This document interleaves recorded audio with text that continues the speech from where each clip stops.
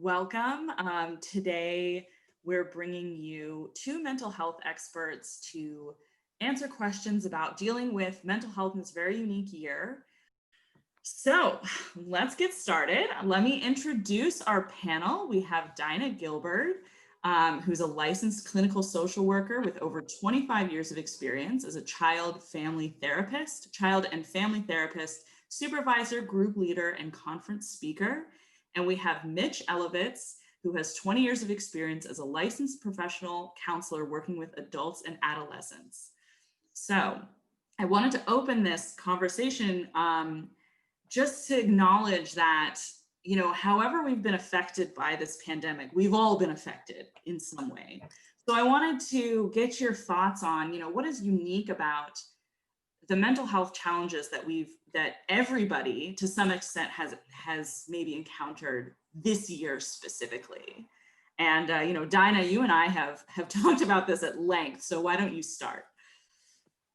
Right. Thanks everybody for coming tonight. I think social isolation is really what stands out for me. Feeling disconnected, feeling alone. And I think everybody has and is struggling around this pandemic. Whether you're a child, whether you're an adult, whether you're elderly, it has affected everybody. And there's been an incredible amount of loss. So I think there's a grieving for what hasn't happened. And Joanna, you and I have been talking about expectations and, you know, and need to put those aside as we live our lives. And I think the biggest challenge is, how do we live our lives now and not say to ourselves, well, when the vaccine comes, or the future, you know, and live in the future. And part of the problem of moving into the future is that it creates anxiety. And so it's really important that we bring ourselves to the present. Mm-hmm. Mm-hmm. And Mitch, did you want to add anything? Just backing up what Dinah said. Yeah, being mindful, living now, living in the present. Whatever you can do to make it pleasurable, calling friends, reaching out, family, reading a book, whatever you do to make the day, you know, livable. Sure. Yeah. So, and that actually is a nice segue into some of the specific questions that were sent in from registrants, which is, you know, there's a lot of talk about the importance of connections and reaching out to people. And, you know, I got quite a few questions from people who, you know, live alone, maybe don't have family that they're close to or friends that they're close to. And, you know, how can those people either connect, you know, find connections? What's your advice for those people living alone and who might not have strong connections currently? Mitch, you want to take it? Sure. Well, I would say, you know, if they belong to a synagogue, or if there's a lot of community groups that they can find, I would imagine. Or if they go out for a walk, if they can, or just go outside and see a neighbor and, you know, talk to a neighbor from across the street, just to have some kind of a connection. A lot of synagogues are making things, you know, open pretty much on their website, which is pretty interesting. I think last time I checked, I think Neveh Shalom had Hanukkah, and you could go, you know, to a Hanukkah candle lighting, and it was just on the website, which I thought was pretty kind of interesting. I'm like, oh wow, it's open to anybody, but nobody crashed it, which was fine. And it was really nice to be able to connect to people, you know, that you haven't seen in a while and light the candles together. So whatever you can do like that, that's just an example to feel more connected to other people. I don't know if that. Something that I read that just made me smile. In Iceland, the forestry department sent rangers out to clear the snow.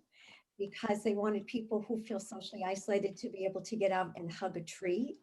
And I kept reading, and it said that if you could hug a tree for 5 minutes, that the trees emit this essential oil, and this is all evidence-based, and that you can get those calm, peaceful feelings, as well as it boosts your immune system.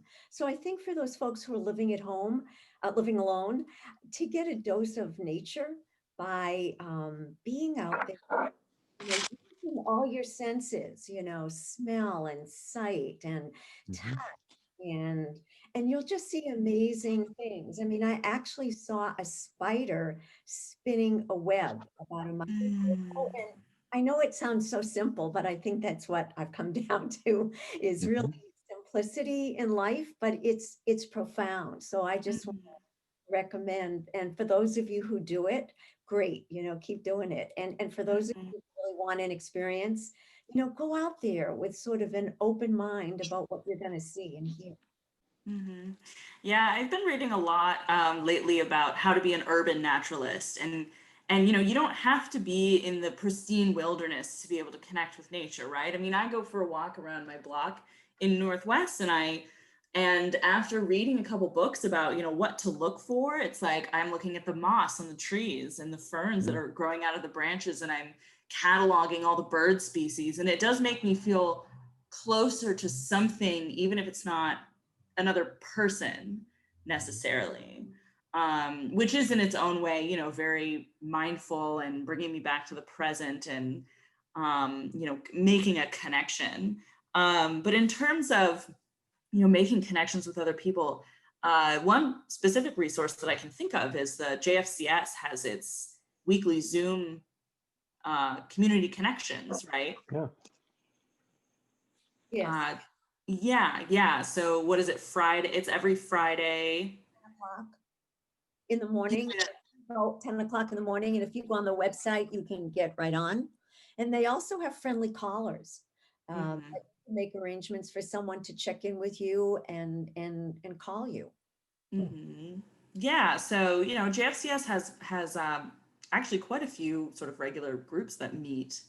Right. So if anybody here, wants more information about that, please, let us know in the chat, and we can send that. Great. So obviously, one thing that can happen, and this relates to another few questions that I got, is you both sort of touched on it, is this idea that, thinking about the future can lead to anxiety. Right. And so a couple questions were about, how do I stop myself from kind of going down an anxiety spiral, thinking about the worst case scenarios, thinking, what if my dog gets COVID and then brings it, and then I get COVID, and then I give my parents COVID, and I give my family COVID, how do you kind of stop that anxiety train before it, goes wild?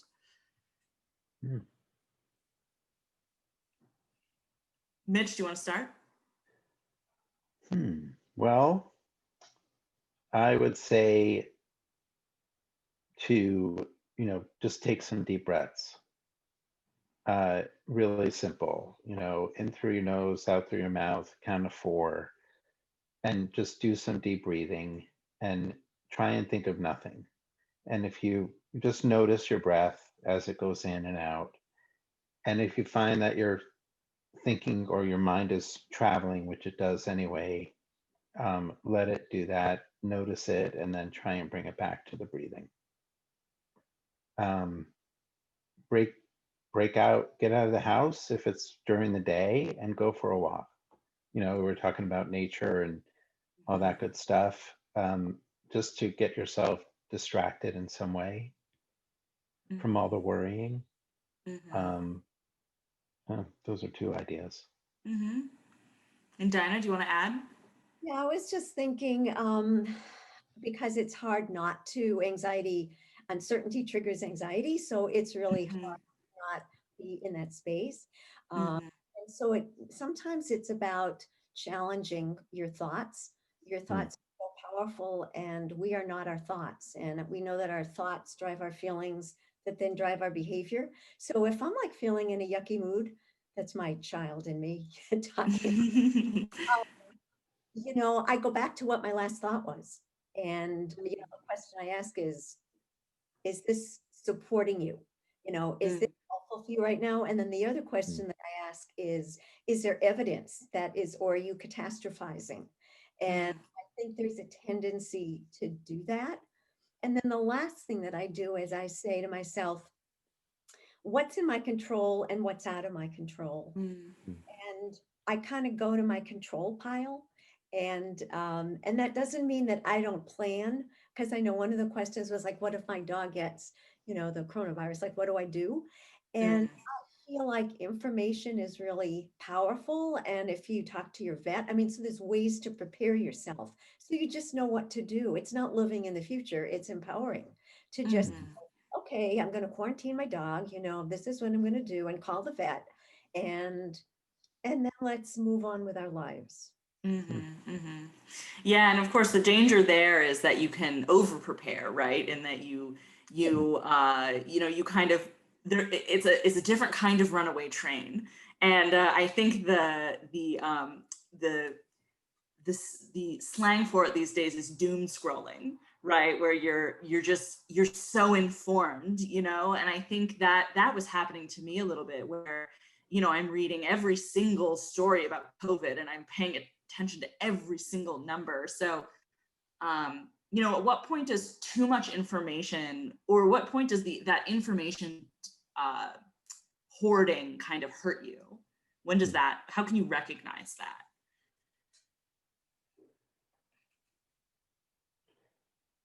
Well, probably when you can't stop thinking about it, or if you notice that you're doing it so much that you're not doing anything else, and that's all you're doing, and it's kind of taking over, which is when it's a good time to put the phone down and break yourself of it a little bit and just go out and take a walk. Exercise is great to help with anxiety and depression, anything else. So just, you know, whatever you can do to just, you know, even if it's just to walk around your house, if you don't want to go out because you're afraid to or whatever, just walk around your apartment or walk around your house. And, you know, listen to some music or anything, a podcast that's funny or whatever gives you pleasure to listen to. So you're breaking yourself of it. I would add to all of that, to check in with your body and to see, because that for me is a signal that I'm in stress. If I either have butterflies in my stomach or physically, you know, I'm finding that I'm not sleeping well at night. And like, what time was the last time I watched the news before I went to sleep? Well, I don't think that's such a great idea. So, and I think having a bedtime ritual is really important. You know, we focus so much on kids having a bedtime ritual. I really think adults need to also, and it means put down your phone, put down any electronic. And for that the hour before you go to sleep, just do something that brings you joy. And it makes such a difference, whether it's a hot bath, whether it's reading something that's inspiring. And then my very last thing that I do at the end of the day is go through a gratitude practice. And that tends to sort of just calm me down. 3 things during the day that you're grateful for. And we know evidence-based research tells us that it will elevate your mood very quickly. Instead of thinking about what went wrong today, think about, you know, what worked today? What am I grateful for? And if you write it down, it's like an extra perk because you'll get to re-experience all those good feelings. Yeah, that is nice. I've definitely been during times, or I have done that for periods of time before, where I write down, you know, 10 things that made me happy that day, where it was just seeing a friend or a cool rock or a flower or, you know, 2 birds, you know, chasing each other or something. So, you know, it can be so simple. Great. So I think one of the themes we're kind of touching upon here is the idea of being in the present. And I think that the term mindfulness has been sort of commodified or commercialized a little bit, that I think, some people kind of see it as like a trend, oh, mindfulness, it's this trendy thing, but we know that mindfulness is actually really works, right? And so, and especially in a time like this where you're either, you're worrying about the future, or you're thinking about, the past, or, whatever. And maybe the present, you don't want to be in the present because there's a pandemic in the present. But can you both sort of talk about, the importance of mindfulness and ways that somebody who has never done that practice before, how they could start, and what benefits it can bring? And Dinah, why don't you start this time? Right. So mindfulness is paying attention in the present moment in a non-judgmental way. And it's acknowledging how you're feeling. So it's not about dismissing your feelings. It's acknowledging your feelings, but it's also being able to be in the present with your feelings, because you are not your feelings. And so so you're able to kind of focus and concentrate and pay attention. And it kind of covers all the things that we're talking about. For example, Mitch, you're talking about using your breath, and I use this acronym STOP, which is a mindful practice. And so the S is, the reason I use this because I remember all the letters, is S is stop, right? Stop whatever you're doing, right? Especially if you're in a difficult situation and having a lot of overwhelming feelings. Stop, right? Take 3 breaths, as Mitch was saying, in and out through either in through your nose, out through your mouth. And then always observe what's going on, not only in the environment, but in your body. So observe what is going on in your body. And then the P is just proceed with clarity. And also, instead of reacting, you're going to respond. So for me, I buy time as well. If you're in a difficult conversation with someone and you're paying attention to what is going on all around you. Mm-hmm. For me, it's do one thing at a time. So if you're folding laundry, fold the laundry.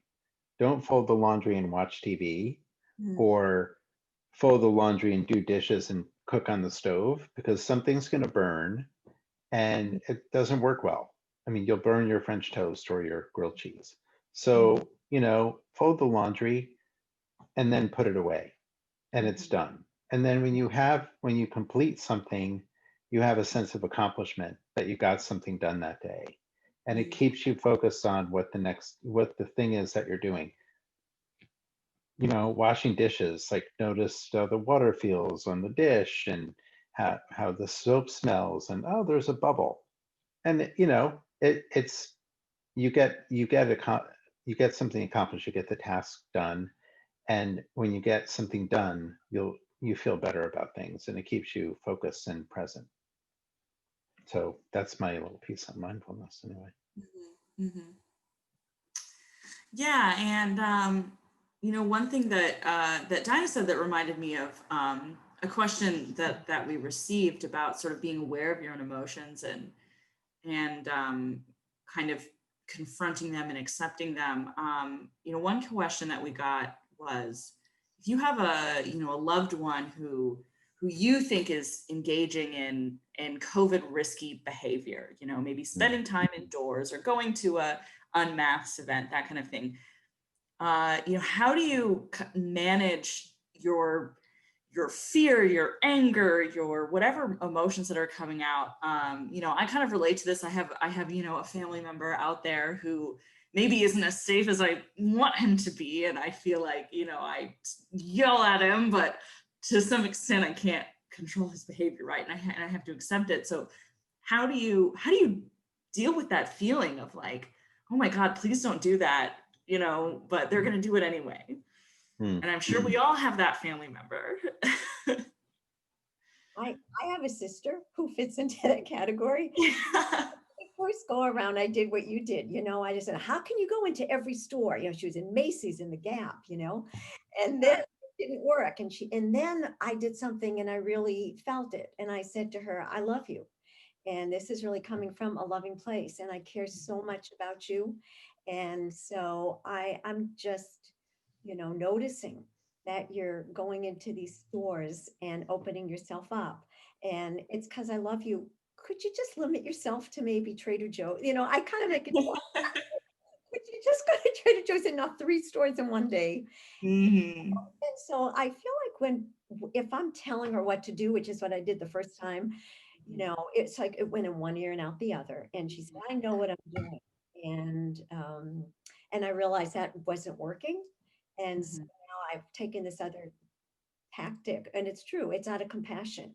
And that seems, and she's able to listen to that and not get defensive. And whether she listens or not, at least we didn't get into a disagreement.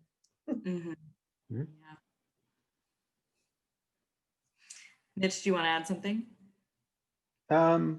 Yeah, I mean, I like what Dinah said. It's kind of a compromise. You can't, yeah, best not to try and tell somebody what to do, but you could at least tell them you're concerned and you're worried and you love them and you want to make sure that they're safe. And especially if you see them, if they live with you, or, maybe you have a roommate who is being safe. Well, what you're doing is also affecting me and the other people in the house. Mhm. So this is why I'm really worried about you, but I'm also worried about me and everybody else here too. So, Mhm. maybe could you limit your exposure just a little bit more and in a nice way. Yeah, sure. Yeah. Yeah. You have to come to some kind of understanding or Mhm. compromise that, you know, accepting that they're going to do what they're going to do, but, Yeah. hopefully they have your feelings in mind as well. Hmm. Right. Yeah. And at some point you just can't, yell anymore, which is sort of what I learned. No, but it's important. I think a lot of times anxiety comes from not saying the things that you want to say something, but you don't say it, and then you just, why didn't I say it? So at least you said it, Mhm. and it's out there and it's done, and so the other person knows, and then you don't have it all bottled up, and you're not all like fretting that you didn't say anything about it. Mhm. Mhm. Yeah, absolutely. Um, Great. So to shift topics a little bit, another question that we got that I think probably applies to quite a few people is, um, we're in a time where we're all trying to support each other. Mm. But how do you support your loved ones and yourself?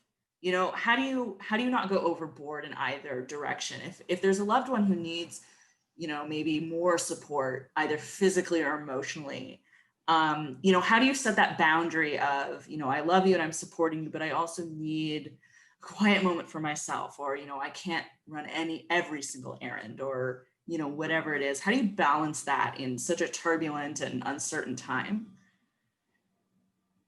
Well, it depends on the situation, but I would say, there's always the airplane reference that if you've ever traveled on an airplane and they tell you to put the oxygen mask on your face first, and Mhm. then, on other people and your child or whoever you're with. So if you can't, you have to take care of yourself first, or you can't be there for anybody else. Mhm. So, you know, if you need to take a break and you're taking care of somebody all the time, or if you're running somebody's errands and it's all on you, go take a break. Run your own errand too, and then come back and help the other person. And you can't Mhm. be there for everybody. Mhm. Dinah, do you want to add? Yeah, I like that, Mitch. It's really true about the mask. And I would just add that people, especially people who are lonely and aren't able to do things by themselves, feel so out of control right now, especially older people, loved ones. And it's just sometimes it's that phone call that says, "Hey, I'm thinking about you." That people want to be, I mean, I think nobody wants to be invisible. Everybody wants to know that someone is out there and cares about them. And I Mhm. think part of what the pandemic has done is, does anybody know I'm alive? You know, for those folks who are at home, right? And Mhm. there's something about checking in. Hi, I'm checking in right now, you know, and letting them know, setting a limit right from the beginning, you know, gee, you know, I'm just making dinner. You know, the kids, I got to make, you know, whatever, I got to put them to bed, but I'm Mhm. thinking about you, you know, love you, bye, you know, that kind of, Mhm. Mhm. so Yeah. I think that's really important. Yeah. Yeah. And can one of you address sort of the idea that, I think some people feel really guilty when they can't help all the time, right? Or they feel selfish if they're taking a moment for themselves. I think it's sort of baked into us a little bit that if you're not giving all of yourself, then you're being selfish. And, Mitch, you touched on a little bit with the, put your mask, oxygen mask on first, but I was wondering if either or both of you could kind of elaborate on that idea of, why it's important to set boundaries for yourself and how you're still a good person even if you're creating your own boundaries.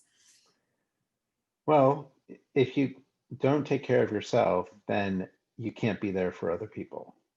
I mean, so you can only do so much. You can't do everything for everybody.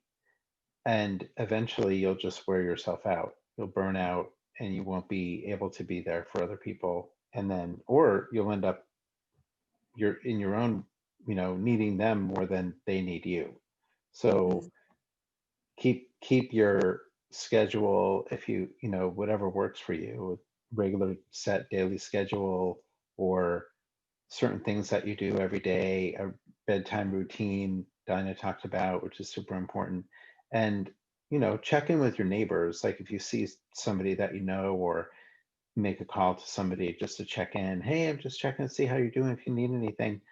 And if they need something and don't offer if you can't provide it, as on the fly. Hey, do you need anything? Well, yeah, I really need a gallon of milk. Are you going to the store? Oh no, just curious. Well, why'd you ask? So Right. that's important too. Don't call somebody or say hi to hey, what can I get for you? Oh, okay, yeah, this would be great if you don't mind if you're going there anyway. Oh, sure, no problem. And always be willing to and ready to actually deliver on what you're asking, which is important. And if they say, no, I'm good, I got it covered, it's okay, but thanks so much for asking, then, you offered and you feel good about offering, but you just can't, it's not possible to help everybody all the time.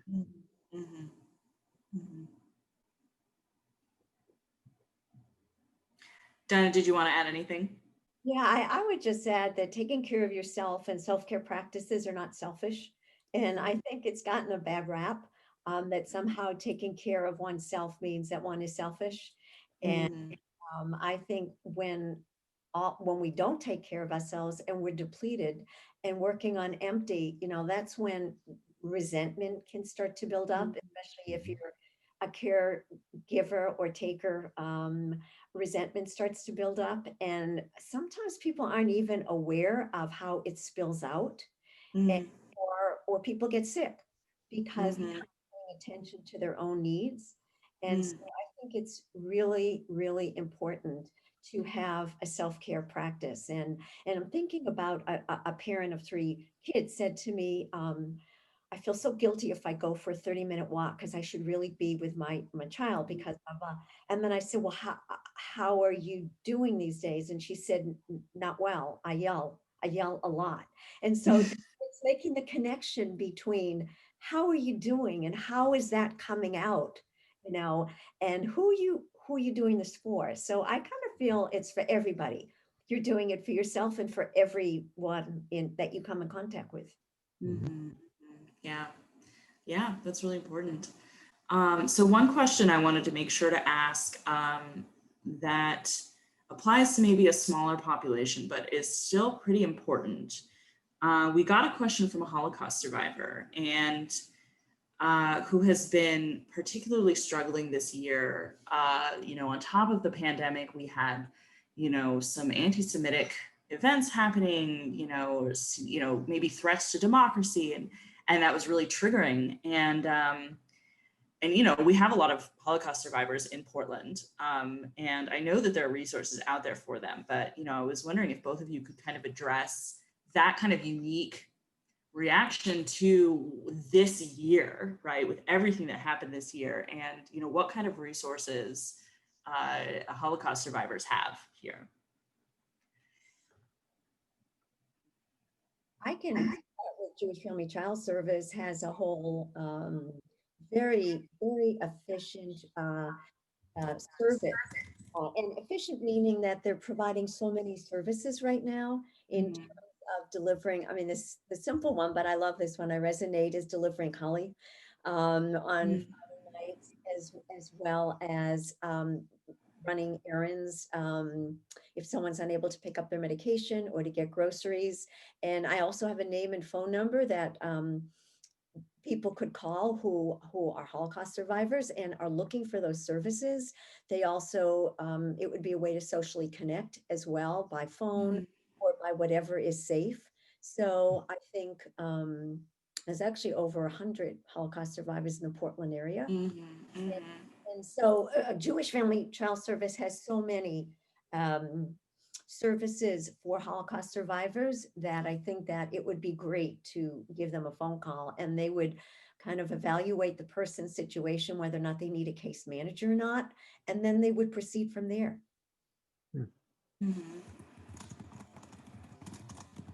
And I could give you the person's name or do it afterwards, Joanna, whatever is easy. Yeah, and Esti's gonna post a link in the chat to the JFCS information on the Holocaust Survivor Services. Could you also address sort of the kind of unique experience of a Holocaust survivor this year, of everything happening and that kind of, and everything that might be triggering, and Mitch, either of you address that? Turn off the news. I mean, and because you're not probably, maybe you're not seeing it out in front of your house or on the street. And so a lot of what you're seeing is on the news and on social media. And it's over and over and over, like we were saying, that the doom scrolling. And it's just, very present because it's newsworthy and because they profit off of it. So certain TV stations especially will want to play it over and over again. And so I don't know if that helps or would help, but just turn it off and don't watch it. A tragedy happens and they just play it over and over and over again. And there's only so much that you can watch of it because it just gets to be just triggering and too difficult to watch. So I'd say maybe turn it off, put on some classical music or something nice and soothing.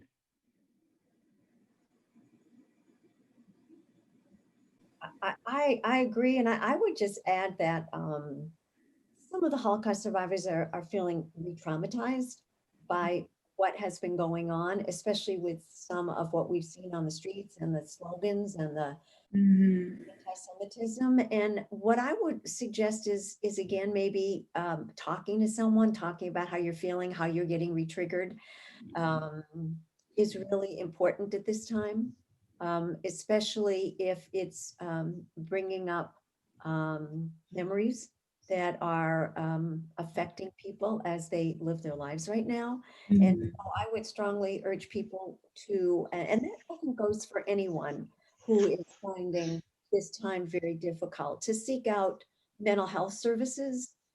And Jewish Family Child Service has mental health services on a sliding fee scale, and case by someone is unable to pay for it. William Temple House also has free mental health services, so as well as sliding fee scale. So there's a lot out there, and I just want to say nobody needs to be dealing with their mental health issues by themselves. Yeah, absolutely. So back on a little bit of the topic of kind of the speeding train of anxiety. I know I've definitely got myself in spirals of, what if this person dies? What if that person dies? Of COVID. And maybe it's the same answer for any kind of anxiety spiral, but we did get a couple questions about, people ask me how my sons in college are doing, but that just reminds me that they're far away and I'm worried about them.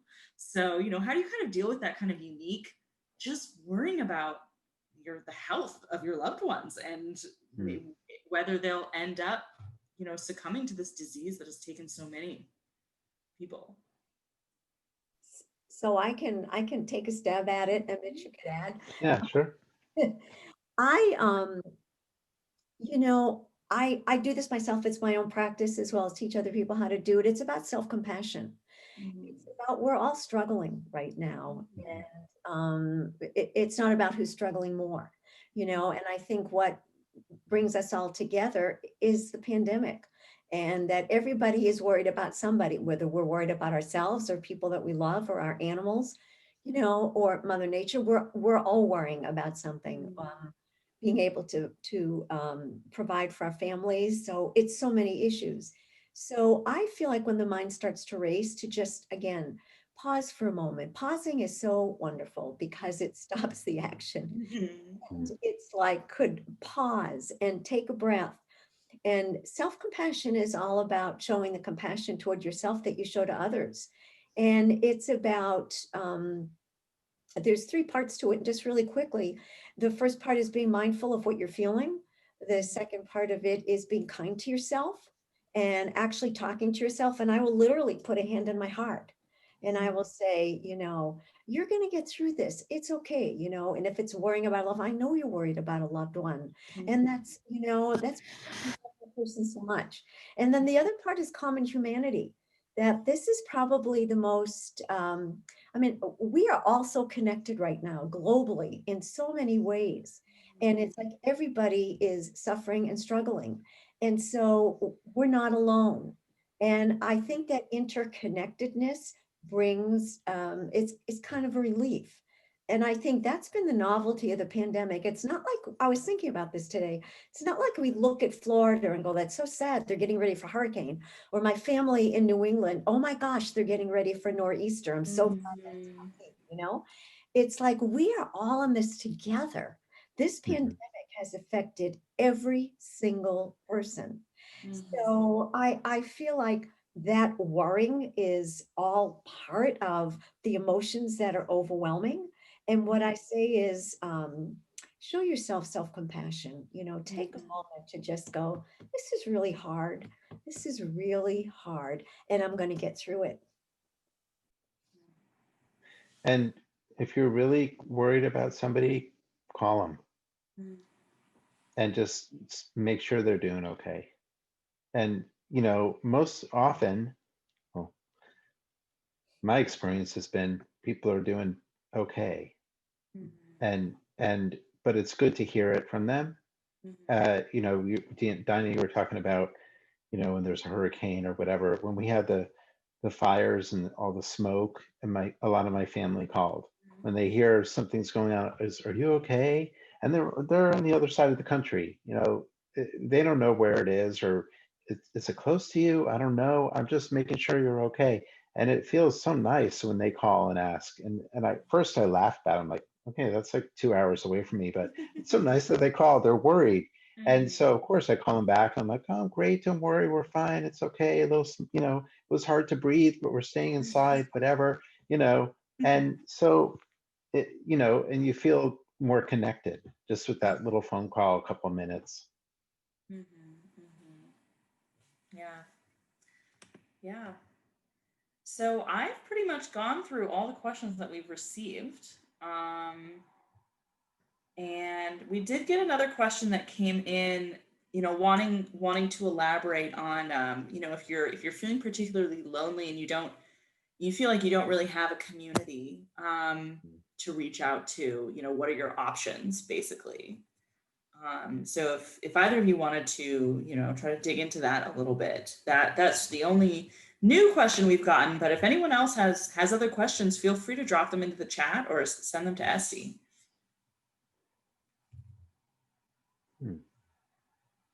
Well, I mean, it sounds like JFCS has a lot of resources, to connect somebody with a group or a program. And if not, then I'd say the Federation. It's a pretty surprisingly large Jewish community, but there's resources available and there's ways of connecting people to whatever it is that they want to be connected to. And outside of that, there, if that doesn't work, then I'd say looking elsewhere. Go and look and see what other synagogues have going on. You don't always have to be a member of it. They post a lot of these things, and they're free to join and be a part of, and just to be a part of something.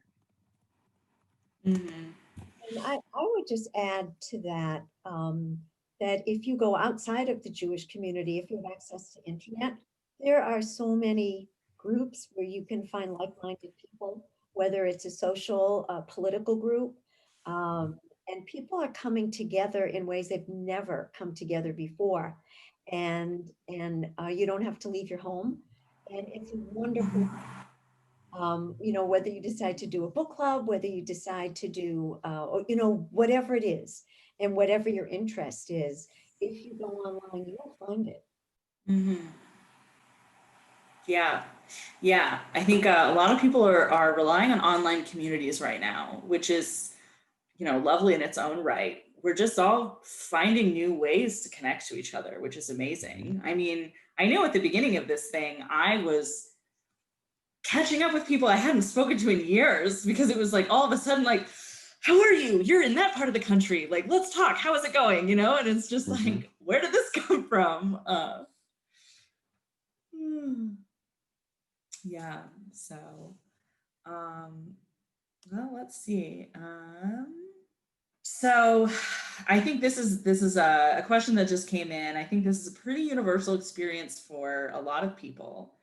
Kind of dealing with the knowledge that there's a lot of people in this country who don't even believe that this disease is real, right? That the pandemic is real, and how that's something in the I cannot control bucket, right? But it's everywhere, right? It's the person who comes into the store without a mask. It's the person on the politician on TV. It's whatever. How do you just deal with the fact that there's some people that just will never accept that this is real, right? I mean, how do you deal with just that frustration of just knowing they're out there?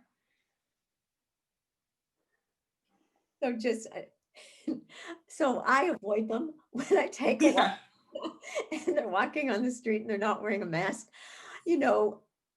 I used to mumble under my breath, because it gets me so angry, because it impacts me. It's not just about them, right? It's about such a selfish act. Yeah. And what I do is I just now can only control, this is just where I go to, I can only control what I can do. And so I just avoid those people. I cross over the street, I walk on the street. And what's so interesting is that, when you listen to the anchor people, that's going to be the whole problem with vaccine, which is how do we, get people to take the vaccine so it's safe for all of us, right? Because that's really the key and the light at the end of the tunnel. Right. And so what I say is I can only control what I can control, and that my hope is that I will be safe. And as frustrating as it is, there's really nothing I can do. I don't want to get in an argument. I've seen on TV people get in arguments in stores with people. So that's not very helpful. I think what is helpful is paying attention to each person paying attention to their own comfort and safety zone. And if they see that going into Costco right now or going into Fred Meyer's is not safe, because not everyone at Fred Meyer's is wearing a mask. And so that's your decision and you have control over that.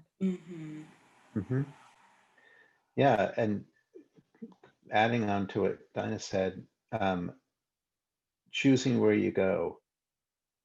If you go to a store and you see that there are people that don't wear masks and the store itself is not making a big deal out of it or not asking them to leave or shop online, then stop going to that store and make sure you tell them why you're not going to the store anymore. Because then you feel like you have some power over the situation. And there's many places that you can shop. There's many places you can go and choose for yourself what you feel comfortable with. And so you feel like you have some control over it. Yeah, definitely. Well, I think we can about wrap it up. I just want to remind everyone that CNSCOS is a resource.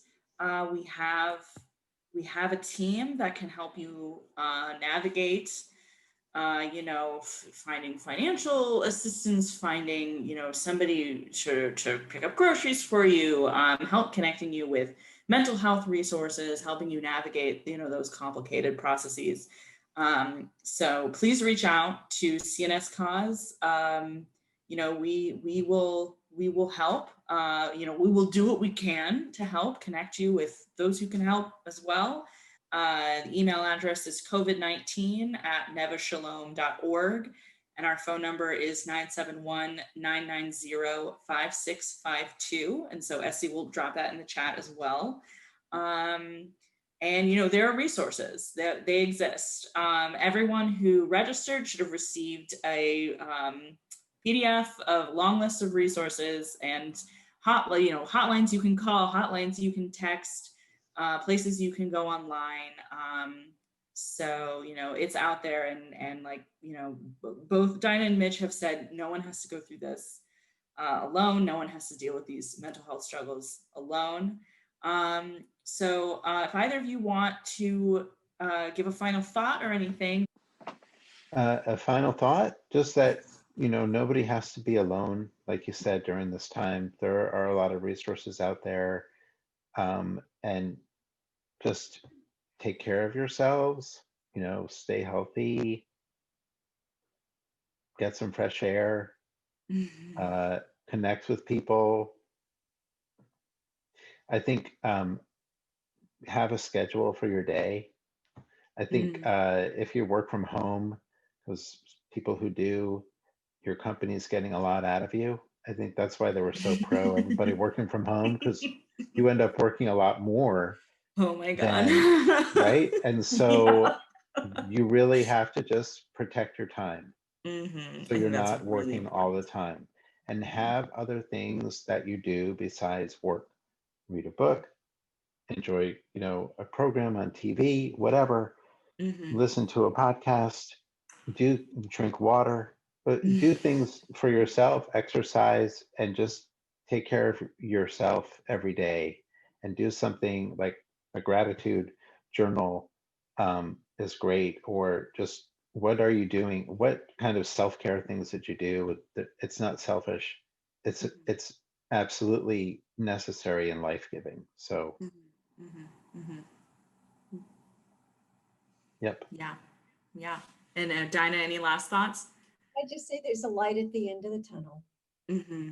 Yeah, it might still be a few months out, but it's there. And I think it's important to remember that, this will end. This too shall Right. pass. And this too shall pass. This too shall pass. Great. Well, thank you everybody for coming, and have a great rest of your evening and week. Yeah. Thank you. Thank you, Mitch and Dinah, so much. That was great. Thanks, Mitch. Bye, everybody. Bye. Bye.